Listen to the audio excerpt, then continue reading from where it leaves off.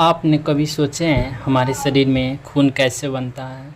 यदि नहीं सोचे हैं तो आज की इस वीडियो के माध्यम से आप समझ पाएंगे कि हमारे शरीर में खून कैसे बनता है और साथ ही ये भी जानेंगे कि हमारे शरीर में ब्लड किन किन चीज़ों से मिलकर बनता है और साथ ही जानेंगे कि हमारे शरीर में खून की कमी हो जाए तो उसे कैसे पूरा करें। तो इन सब चीज़ों के बारे में हम इस वीडियो में डिटेल से बात करते हैं।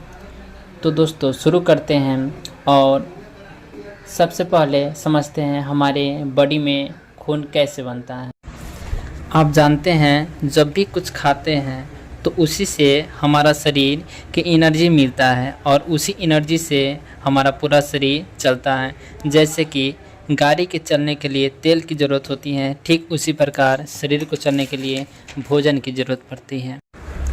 दोस्तों अब समझिए, हमारे द्वारा किए गए भोजन को हमारा शरीर ऊर्जा के रूप में बदल देते हैं और उस ऊर्जा को शरीर के हर भाग में पहुंचाता है। चलिए मेन पॉइंट की बात करते हैं। आखिर हमारे शरीर में खून कहाँ निर्माण होता है और कैसे होता है। जो आपको इस वीडियो में दिखाई दे रहा है, हड्डी के बीच में रेड कलर का बोन मैरो और उसी बोन मैरो में निर्माण होता है। यहाँ तक तो आपको समझ में आ चुके होंगे। हमारे हड्डी के बीच में बोन मैरो होता है और उसी बोन मैरो में ब्लड का निर्माण होता है। अब हम जानेंगे हमारा बोन मैरो किन किन कंपोजिशन को मिलाकर हमारे ब्लड को निर्माण करता है, यानी कि खून किन किन चीज़ों से मिलकर बनता है। हमारा खून 4 कंपोजिशन से मिलकर बनता है। पहला प्लाज्मा, दूसरा आरबीसी, तीसरा डब्ल्यूबीसी, चौथा प्लेटलेट। अब इन चारों कंपोजिशन के बारे में जान लेते हैं।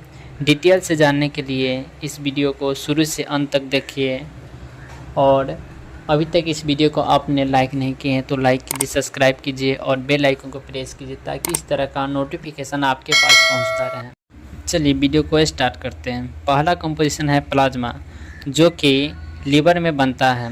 ये हमारे शरीर में 60% होता है, जो कि लिक्विड के रूप में होता है और ये पीला कलर का होता है। चलिए अब दूसरा नंबर पर बात करते हैं, जो है आरबीसी। इसका फुल फॉर्म होता है रेड ब्लड सेल्स। इसकी संख्या लगभग 50 लाख होती है और इसका जीवन काल 120 दिन का होता है।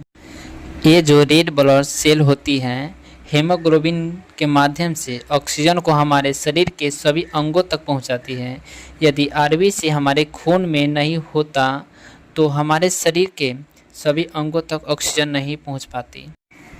जब ऑक्सीजन ही हमारे शरीर के सभी अंगों तक नहीं पहुंच पाएगा तो हमारा शरीर काम करना बंद कर देगा। अब आता है पॉइंट नंबर 3, डब्ल्यूबीसी। इसका फुल फॉर्म होता है वाइट ब्लड सेल होता है। ये हमारे शरीर में 4000 से लेकर 11000 तक रहता है और इसका जीवन काल मात्र 4 दिन का होता है। ये 4 दिन में अपना काम पूरा करके मर जाता है और फिर दोबारा बनता है और 4 दिन जीता है और मर जाता है। यह प्रक्रिया चलती रहती है। अब आता है पॉइंट नंबर 4, प्लेटलेट। प्लेटलेट का संख्या हमारे शरीर में लगभग 1.5 लाख से लेकर 4.5 लाख तक होता है और इसका जीवन काल की बात करते हैं तो इसका जीवन काल मात्र 7 दिन रहता है। इसका काम की बात करते हैं तो इसका काम होता है कहीं भी चोट लगे या फूट जाए तो प्लेटलेट ब्लड को जमा देता है। तो चलिए हम उम्मीद करते हैं कि ये वीडियो आपको अच्छे से समझ में आ गए होंगे।